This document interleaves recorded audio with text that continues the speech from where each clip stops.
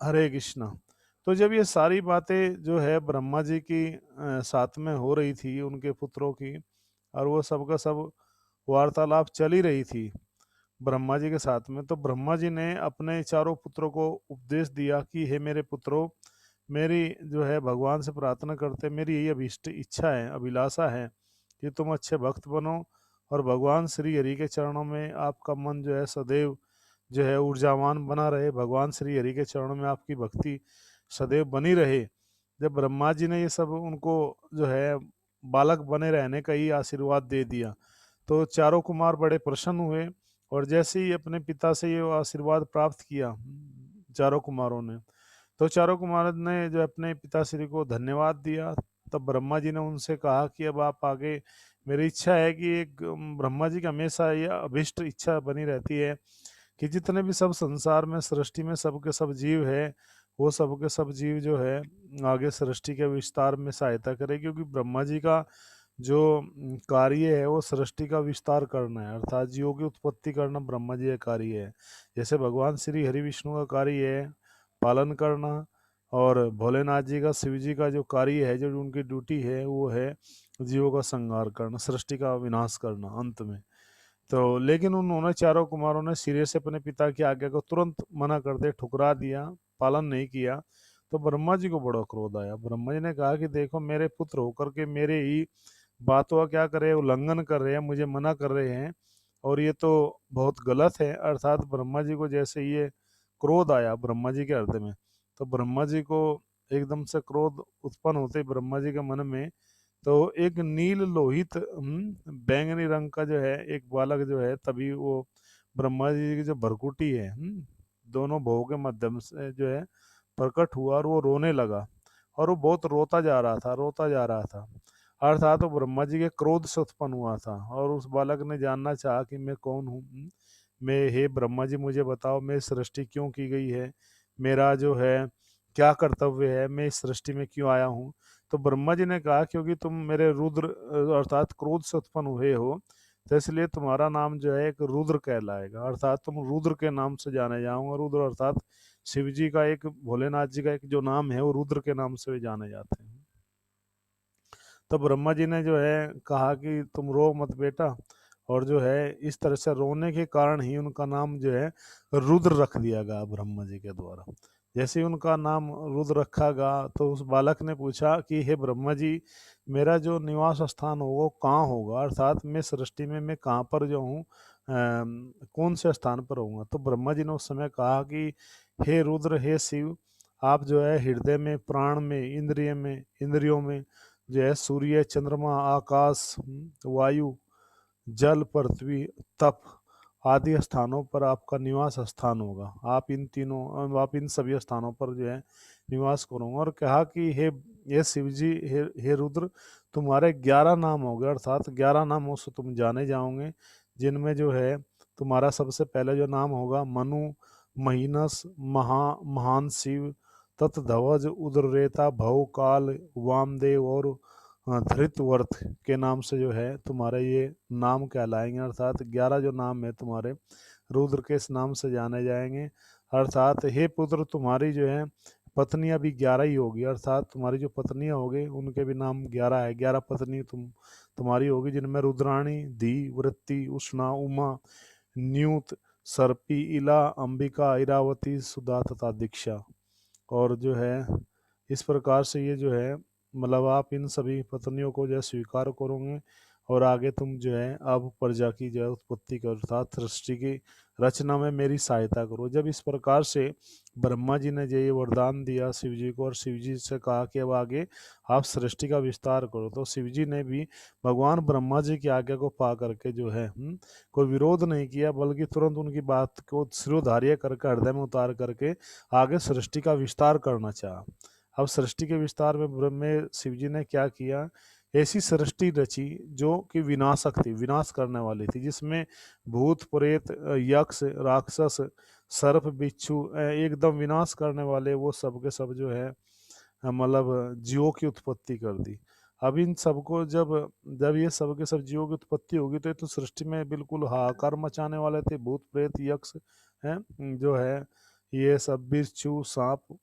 तो एक बार क्या हुआ कि जब इन सब सृष्टि की रचना की, भूत प्रेतों की सृष्टि की शिव जी ने, तो एक बार जो शिव जी के सभी गण थे भूत प्रेत, तो उन्होंने ब्रह्मा जी को ध्यान करते हुए देखा। और जैसे ही ध्यान की अवस्था में ब्रह्मा जी को देखा, तो तुरंत वे ब्रह्मा जी की तरफ दौड़े, कामुक दृष्टि लेकर के ब्रह्मा जी की तरफ दौड़े, अर्थात ब्रह्मा जी के मतलब काम भावना से ब्रह्मा जी को देखा और उनकी तरफ जो है वे बढ़े। जैसे ये ब्रह्मा जी की ओर बढ़े, तो ब्रह्मा जी ने देख लिया कि ये जो सृष्टि है ये तो बड़ी विनाशकारी होगी आगे आने वाले समय में, और सृष्टि का ऐसे कार्यभार कैसे चलेगा। तब उन्होंने भगवान श्री हरि विष्णु को पुकारा और कहा कि ये सृष्टि तो यह बनने से पहले ही ये यक्ष, ये जो राक्षस लोग हैं, भूत प्रेत है, ये कैसे सामान्य जीवों को इस धरा पर रहने देंगे। अर्थात जब मैं ब्रह्मा जी ही, इस सृष्टि का आदिकर्ता ब्रह्मा जी जिसने सृष्टि की रचना की है, वो ही सुरक्षित नहीं हूँ इनके साथ में रहते हुए, तो एक सामान्य व्यक्ति कैसे सुरक्षित रहेगा। तभी भगवान श्री हरि का ध्यान किया और भगवान ने अपना सुदर्शन चक्र छोड़ा उन सभी भूत प्रेतों को नष्ट करने के लिए, उनकी सृष्टि को जो शिव जी के द्वारा बनाई गई थी। लेकिन क्या हुआ, किसी भी जो है भूत प्रेत था कुछ नहीं बिगड़ पाया। क्यों नहीं बिगड़ पाया कुछ भी? क्योंकि उन सब ने जो है क्या किया था कि अपने गले में कंठी धारण की हुई थी। ये जो कंठी है, ये तुलसी की कंठी धारण की थी शिव जी के सब गणों ने, और अपने मस्तक पे ये जो त्रिपुंड जो तिलक है ये लगाया हुआ था, वैष्णव तिलक भी लगाया हुआ था। लेकिन सुदर्शन चक्र गया और सुदर्शन चक्र उन्हें कुछ नहीं बिगाड़ पाया, बल्कि वापसी आ गया। जब ऐसा घटना देखी तो जो है भगवान श्री हरि विष्णु भी बड़े विचलित हुए, बड़े आश्चर्य पड़ गए, ऐसा क्यों है।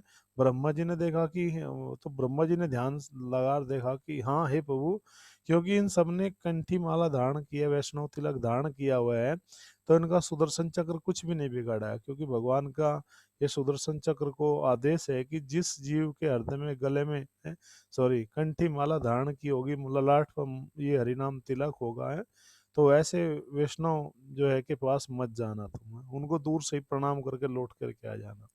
ये घटना स्वयं जो है जब अजामिल के प्रसंग में मिलती है, विष्णु दूत और शिवजों के बीच में भी यही जो यमदूत और विष्णु दूतों के बीच में जो वार्तालाप होती है, आगे जब यमदूतों को भगा दिया जाता है विष्णु दूतों के द्वारा, तब भगवान श्री हरि का इस गुणगान जो है ये सब जाके बताते हैं यमदूत किनको, यमराज जी को। तो यमराज जी भी उस समय इसी बात को कहता है कि अगर कहीं तुम्हें कोई जाने अनजाने में कोई वैष्णव भक्त भी दिखाई दे, तो उसको दूर से ही प्रणाम करके चले जाना। इतने इतना प्रोटेक्शन करती, इतना शरीर की रक्षा करती है जो कंठी हम पहनते हैं। क्योंकि इसलिए नियम भी है कि इस गले के नीचे, ये जो गला जहाँ पर हमने कंठी को धारण किया है, इसके नीचे केवल सात्विक और भगवान का प्रसाद ही अंदर प्रवेश करना चाहिए।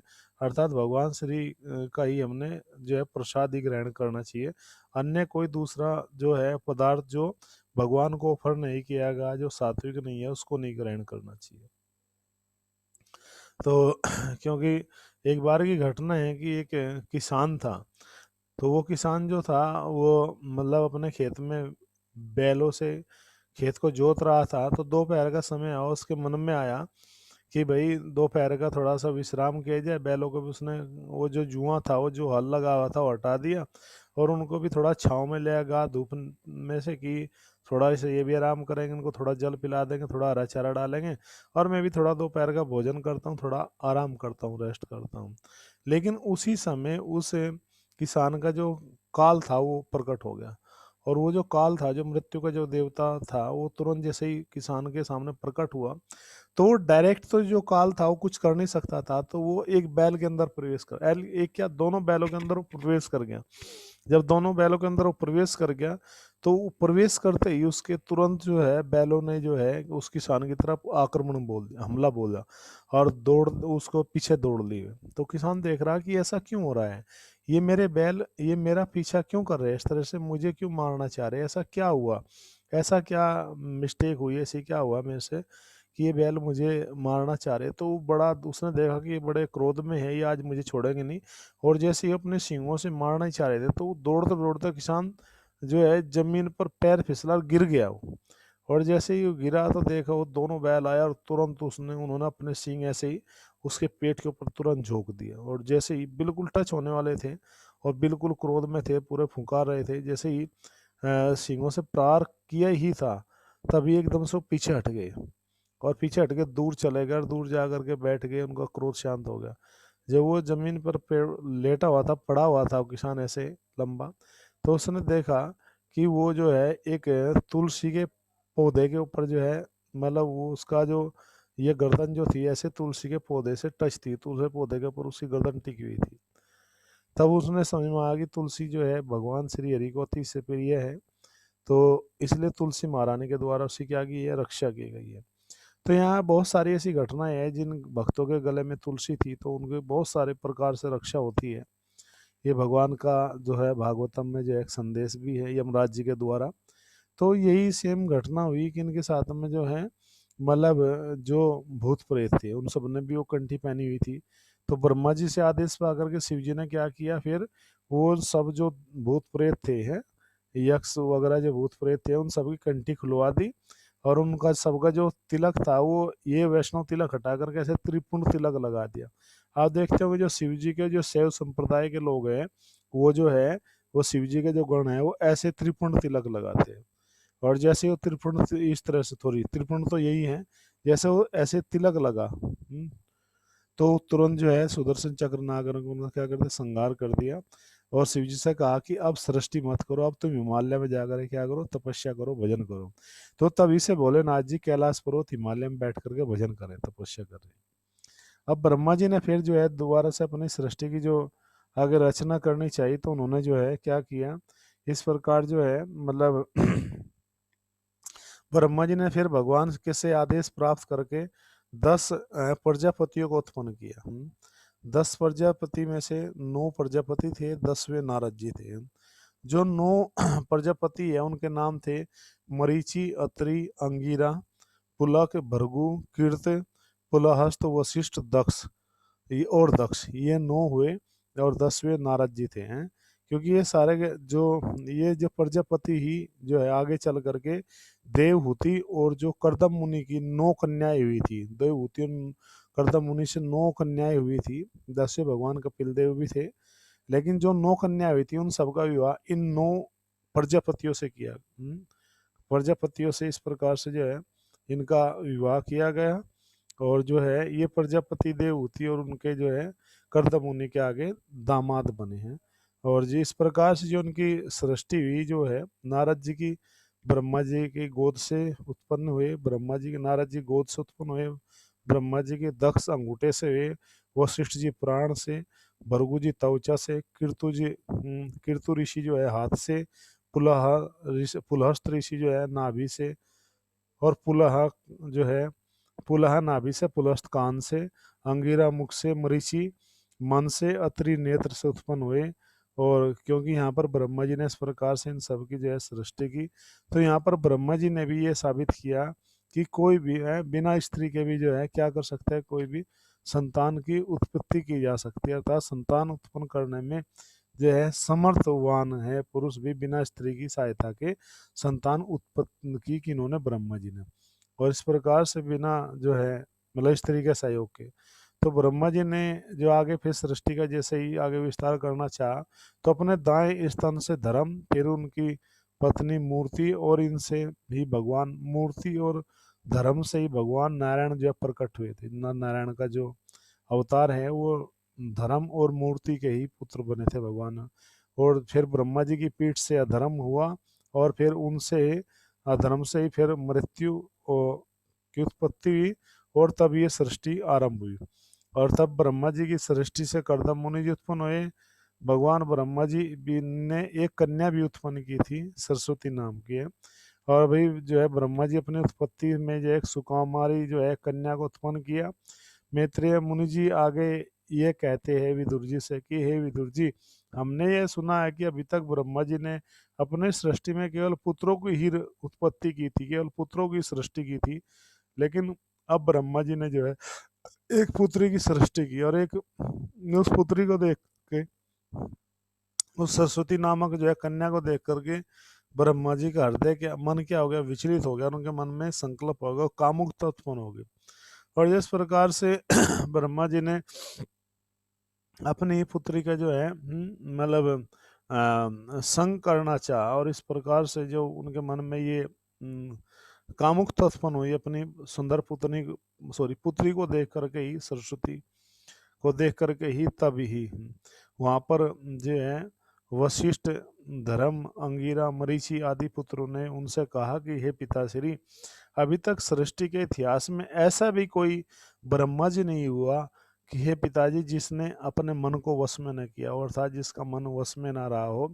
अब तक के सब ब्रह्मा जी का जो मन जो है पूर्ण तरह से विष उसके उनके वश में था, और वे कभी भी विचलित नहीं हुए थे किसी भी कामों की इच्छा के द्वारा।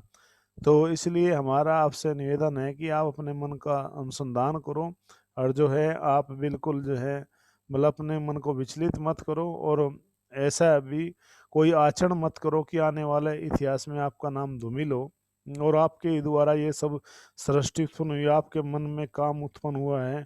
आप तो जगत थे गुरु है, आप संपूर्ण संसार की रक्षा के लिए ये संसार की जो पूरी सृष्टि की रचना की गई है, आप तो जगत गुरु हो, आपने सृष्टि की रचना की है।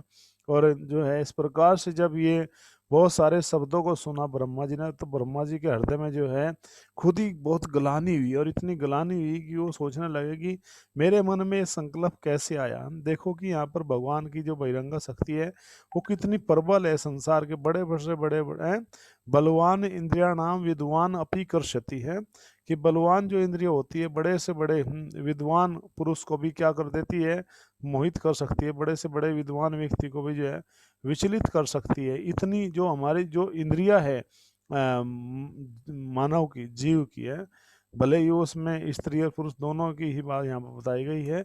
और तो कह रहे कि विद्वान अपनी कर्षति, बड़े से बड़े विद्वान व्यक्ति भी क्या हो सकता है, विचलित हो सकता है, इसमें दिग्भ्रमित हो सकता है। ऐसी ये जो इंद्रिया है इतनी प्रबल है, जैसे ये भौतिक जो है जगत का चिंतन करती है, तो कितनी बड़ा। तो ब्रह्मा जी को जब ये ग्लानि हुई, तो ब्रह्मा जी ने उस अपने शरीर को जो है त्याग दिया है, और जैसे ही उन्होंने अपने मन में एक काम जो है उत्पन्न हुआ था, उस शरीर को त्याग किया, तो उससे जो है कोहरा बन गया, अर्थात चारों तरफ चारों दिशाओं में क्या छाप गया, अंधकार छा गया, और वो कोहरा उत्पन्न हुआ। ब्रह्मा जी का कामुक भरा, जो कामुकता से भरा हुआ शरीर था, त्यागने के कारण उसने उस कोहरे ने दसों दिशाओं को घेर लिया, और चारों तरफ अंधकार छा गया। कोहरा जानते हो ना, बरसात के सॉरी सर्दी के मौसम में कोहरा छा जाएगा, पूरा दिखाई नहीं देगा, जिसको फोग बोलते हैं। ऐसा वो कोहरा जो है उत्पन्न हो गया, तो समय पूरा अंधकार हो गया। ब्रह्मा जी ने शरीर को त्याग दिया। फिर ब्रह्मा जी ने दोबारा सृष्टि के विषय में सोचा, और दोबारा से ब्रह्मा जी ने दूसरे शरीर से जो है उन्होंने वेदों को प्रकट किया है। वेदों के विस्तार के लिए उन्होंने धर्म की वृत्तियों को, जिसमें आश्रम आदि था, उन सबको उत्पन्न किया। और ब्रह्मा जी ने अपने पूर्व मुख से ऋग्वेद को, दक्षिण मुख से यजुर्वेद को, पश्चिम मुख से सामवेद को, और उत्तर मुख से अर्थवेद की उत्पत्ति की। ब्रह्मा जी ने इतिहास पुराण आदि को जो है पंचम वेद, इतिहास पुराण का जो ये पांचवा वेद है, पंचम वेद के नाम से जो है महाभारत भी आदि को उत्पन्न किया है। धर्म की जो वृत्ति है, दान, दान, सत, तप, विद्या, हवन, ब्रह्मचारी का धर्म, गृहस्थ आश्रम का धर्म, वानप्रस्थ और सन्यासी, सभी जो है जीवों को आश्रमों की उत्पत्ति की है, उनका भेद और उनकी वृत्तियों को भी ब्रह्मा जी ने जो है फिर उनको बताया जीवों का। तो पहले जो ब्रह्मा जी ने जो सृष्टि की थी वो सात्विक की थी। ब्रह्मा जी का फिर जैसी सात्विक सृष्टि ब्रह्मा जी ने की, तो ब्रह्मा जी का जो शरीर था वो दो भागों में विभक्त हो गया, अर्थात वो काय कहलाया। कै अर्थात कार्य, काय अर्थात काया, काया यानी कि शरीर। वो जो ब्रह्मा जी का शरीर है दो भागों में विभक्त हो गया। एक भाग स्त्री के रूप में, एक एक भाग से स्त्री उत्पन्न हुई। सृष्टि में पहली जो स्त्री उत्पन्न हुई ब्रह्मा जी के शरीर से, फिर जब करना चाहा सृष्टि की दोबारा रचना की, तो वो शत्रुपा जी है। स्त्री, एक शरीर से स्त्री उत्पन्न हुई शत्रुपा के रूप में, और दूसरे शरीर से भाग से ब्रह्मा जी के शंभु मनु पुरुष की उत्पत्ति हुई। तब भगवान ने जो है आदेश दिया, और तब ब्रह्मा जी ने आगे सृष्टि की रचना की, भगवान से ध्यान करके, आज्ञा पा करके। अब स्त्री के संयोग से जो है कहा कि अब ये स्त्री उत्पन्न हुई है शत्रुपा, तो इसके संयोग से अब आगे सृष्टि की जो है क्या होगी, वृद्धि होगी। इसके पश्चात जो है मनु, मनु जो है शत्रुपा के जो है 2 पुत्र और 3 पुत्रियां उत्पन्न हुई। अब यहाँ से जो है सृष्टि उत्पन्न होती है। जो 2 पुत्र हुए मनु और शत्रुपा से, पहला पुत्र जो है उत्तानपाद है, दूसरा जो है पीरियवर्त। पीरियवर्त और उत्तानपाद नामक 2 पुत्र हुए। हालांकि उत्तानपाद छोटे थे, पीरियवर्त बड़ा था, लेकिन पीरियवर्त क्या हुए कि जो है वे कहाँ चले गए थे, तपस्या करने चले गए थे ब्रह्मचारी का व्रत लेकर के। लेकिन जो उत्तानपाद थे उन्होंने विवाह किया, उन्होंने गृहस्थ आश्रम में प्रवेश किया, और उनकी 2 पत्नियां थी, जो है सुरुचि और सुनीति। सुनीति से ध्रुव महाराज और सुरुचि से उत्तमन नामक अलग अलग 2 पुत्रों की उत्पत्ति हुई। लेकिन जो मनु शत्रुपा से जो 3 पुत्रियां हुई हैं, उन पुत्रियों के नाम थे आकुति, परसूति और देवहूति हैं।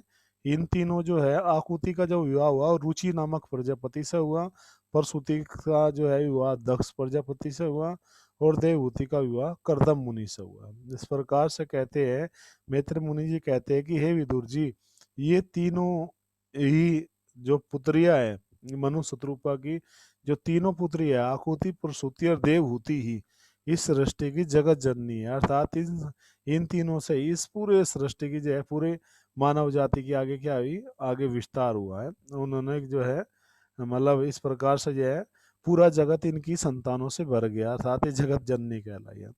आगे 13वें अध्याय में जो है मैत्र मुनि ने कहा कि जिन भक्तों के हृदय में तो यहाँ पर कहते हैं कि जिन भक्तों के हृदय में भगवान मुकुंद के चरण कमलों का वास है, अर्थात जो भक्त भगवान मुकुंद के चरण कमलों का चिंतन करते हैं, वे बहुत लंबे समय तक जो है समस्त शास्त्रों का जो अध्ययन का जो फल मिलता है, सभी तीर्थों का जो फलों का जो तीर्थों में भ्रमण का जो फल मिलता है, जो तप का दान यज्ञ का जो फल मिलता है, वो ऐसा ये फल जो है उन सब भक्तों को केवल इस कथा को सुनने से प्राप्त हो जाता है। अर्थात भक्तों की जब हम कथा सुनते हैं, भक्तों का जो चरित्र सुनते हैं, तो उस चरित्र को है, भक्तों का जो अच्छा गुणों से परिपूर्ण जो चित्र है, उसको सुनने मात्र से ही हमारे हृदय में क्या होता है, प्रेम की वृद्धि होती है, भगवत भक्ति की वृद्धि होती है। इस भगवत भक्ति को पा करके कोई भी जीव जो है क्या कर जाता है, मतलब अपने हृदय में भगवान श्री हरि के चरणों के स्थापित करता है। अर्थ ऐसे भक्त जो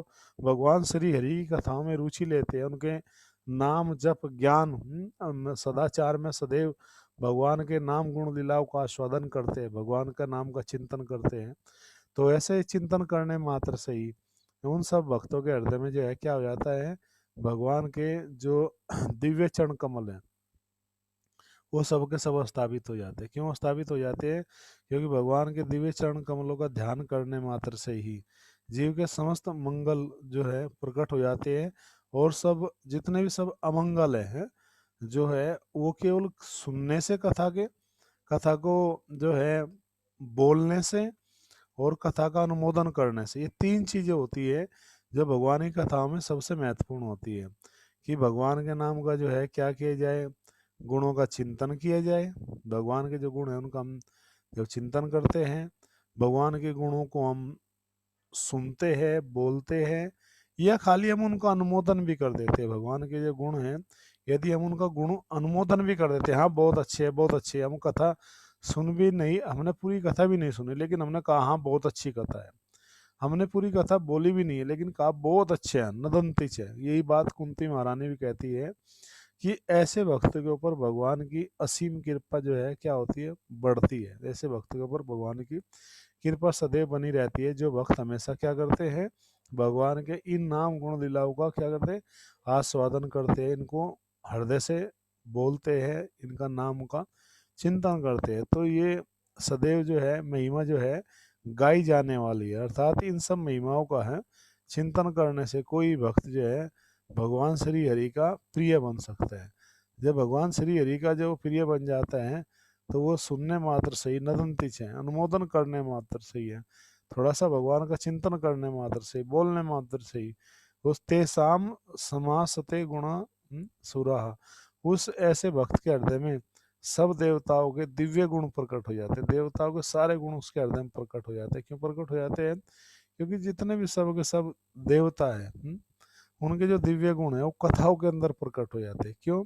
क्योंकि उसके हृदय से जितने भी सब के सब जो अभद्रेशु अर्थात जो अमंगल है, जो बुराई है, जो कष्ट है, वो सब के सब नाम की महिमा सुनने से ही दूर हो जाते हैं। तो ये इतनी बड़ी महिमा है नाम की भगवान के कि उसको जो है लेने मात्र से ही, उसका चिंतन करने मात्र से ही सारे जो कलमश है वो दूर हो जाते हैं। तो ये एक संयोग है भक्तों के जीवन में कि भगवान का नाम लेने से ही हमारे हृदय में वो कृष्ण प्रेम उत्पन्न हो जाता है। तो ये जो कहानी है, आगे फिर जो है ब्रह्मा जी ने जैसे ही आगे जो है मतलब मनु शत्रुपा जी के जैसे ही जन्म हुआ और उन्होंने फिर आगे सृष्टि का विस्तार करना चाहा, तो मनु महाराज ने पूछा कि हे पिताजी, आप जो है इस सृष्टि का विस्तार करना चाहते हैं, इस सृष्टि में आगे जो है विस्तार हो, संख्या बढ़े संसार की,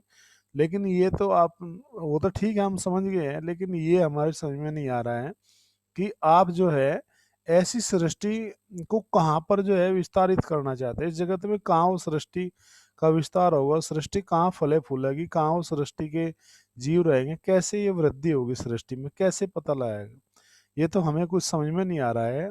अर्थात कहाँ पर वो सृष्टि की रचना हो, सृष्टि का विस्तार कहाँ पर हो। अर्थात देखा कि तो मनु महाराज गए तो मनु महाराज जी को जो पृथ्वी थी वो कहीं पर जो है दिखाई नहीं दी। जैसे वो दिखाई नहीं दी तो तो जैसे ही वो सृष्टि दिखाई नहीं दी तो बड़े विचलित हुए। अब बड़े विचलित हुए तो मन में संकल्प आया कि ऐसा क्यों हुआ है कि भाई जो जिस धारा पर जो है ये सब जीवों की उत्पत्ति होगी या ये सृष्टि का विस्तार होगा, वो तो सृष्टि कहाँ है, वे जीव कहाँ रहेंगे। अर्थात उनको जो है पृथ्वी माता का कहीं पर भी दर्शन नहीं हुआ, पृथ्वी माता दिखाई नहीं दी। तो जब ये सब बात आकर के ब्रह्मा जी को बताई तो ब्रह्मा जी बड़े विचलित हुए। ब्रह्मा जी ने कहा कि ऐसा तो, ये तो बड़ा अद्भुत आश्चर्य की बात है कि पृथ्वी आपको नहीं मिली है, पृथ्वी कहीं पर जो है लुप्त हो गई है। अर्थात ब्रह्मा जी भी इस बात को जो है कृत संकल्प थे जानने के लिए कि ऐसा संसार में कैसा हो सकता है कि जीव जो है मतलब पृथ्वी पर के बिना ही जो है, अर्थात जब आगे सृष्टि का विस्तार होगा, रचना होगी, तो जीव पृथ्वी पर कौन से स्थान पर रहेंगे, कैसे वो रहेंगे, ये सब प्रश्न ब्रह्मा जी के मन में भी चलने लगे। जब ब्रह्मा जी के मन में भी ये सब प्रश्न चलने लगे तो ब्रह्मा जी ने कहा कि ठीक है आप रुकिए। तो मनु महाराज को सांत्वना दे करके ब्रह्मा जी खुद जो है इस सृष्टि अर्थात पृथ्वी को खोजने के लिए निकले, लेकिन उनको भी कहीं पर जो है पृथ्वी नहीं दिखाई दी। जब पृथ्वी उनको नहीं दिखाई दी तो ब्रह्मा जी फिर ध्यान में बैठ के भगवान श्री हरि का चिंतन किया। और जैसे भगवान श्री हरि का चिंतन किया, उस सृष्टि को आगे बढ़ाने के लिए ब्रह्मा जी ने, तो ब्रह्मा जी के मन में कुछ संकल्प आए, कुछ नए संकल्प आए। अब ब्रह्मा जी उन सब संकल्पों को लेकर के कैसे आगे सृष्टि की रचना करेंगे, कैसे आगे सृष्टि का विस्तार होगा, कैसे आगे जीवों की उत्पत्ति होगी, कैसे ब्रह्मा जी जो है अपने वचन को मनु महाराज के सामने प्रकट करेंगे, पूर्ण करेंगे उन सब वचनों को, ये सब जानने के लिए आप हमारे साथ में कल से ही जो है 8:30 बजे तक बने रहिए। ये क्लास जो है अब आपकी जानकारी के लिए इसी समय जो है ट्रांसफ़र हो गई है। क्यों ट्रांसफ़र हो गई है? क्योंकि दिन के समय हम थोड़ा जो हमारा बुक डिस्ट्रीब्यूशन अन्य कुछ सेवाएं हैं, जो बुक में रखने के कारण बढ़ गई है, वो 4 बजे के बजाय अब 8:30 बजे सही एक समय होता है। उस समय सब लोग फ्री हो जाते हैं अपने ऑफिस से, कार्य से, खा पी करके। जो लोगों को क्लास सुननी हो थोड़ा सा प्रसाद जल्दी बनाए, रात में ही नहीं बनाना चाहिए। ये जो लेट बनाने की आदत है उसको छोड़ देना चाहिए। अर्थात 6-7 बजे तक हमें प्रसाद पा लेना चाहिए, 8 बजे तक लास्ट होना चाहिए, नहीं तो 8:30 बजे तक। उसके बाद में फिर हमें प्रसाद नहीं पाना चाहिए, क्योंकि हम लेट खाएंगे तो लेट उठेंगे और जो है फिर हमारी सही साधना नहीं होगी। क्योंकि अभी कार्तिक भी आने वाला है, कार्तिक में हमें ज़्यादा से ज़्यादा साधना करनी है, मंगला आरती जप बढ़ाना है, भक्ति बढ़ानी है। तो ये एक सही समय दिया है ताकि इस कथा का चिंतन करते करते जब आप सो जाएंगे तो बहुत अच्छा भगवान का चिंतन होगा। तो ये सब बातें जानने के लिए आप जो है लगातार हमारे साथ में बने रहिए। सही 8 बजे यही क्लास होगी प्रतिदिन। इतना कहते हैं सब भक्तों का धन्यवाद। हरे